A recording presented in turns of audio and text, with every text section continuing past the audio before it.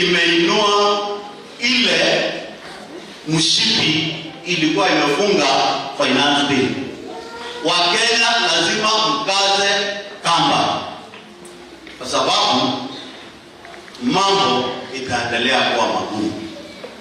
Lakini nataka kuambia Wakenya hivi, tuvumiliane miaka mitano. Hii serikali tutaweka nyumbani asubuhi.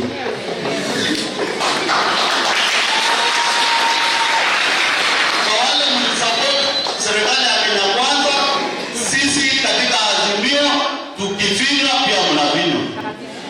Hakuna mtu anasema.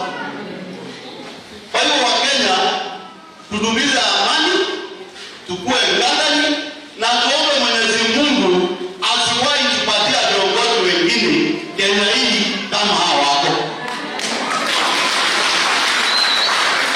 Waheshimiwa Ruto na Gachagua, lazima msikize Wakenya, pende msipende.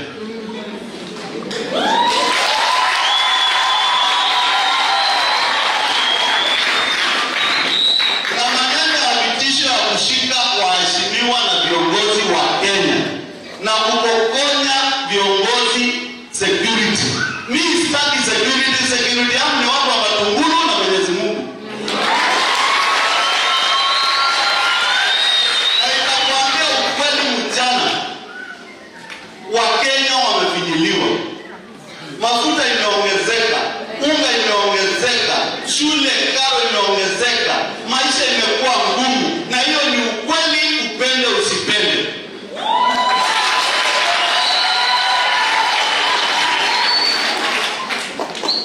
Waheshimiwa Gachagua, uongo waje.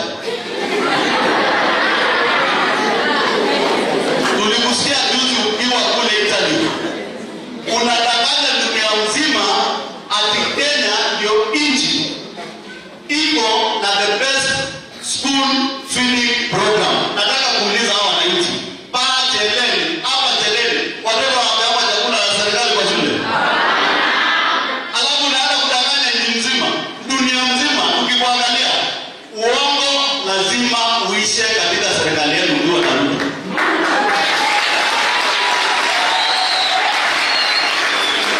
Maneno ya kusema tumetenga, tumefanya, wiki ijayo, mwezi ujao, ati tuko hapa, mnategemea nani?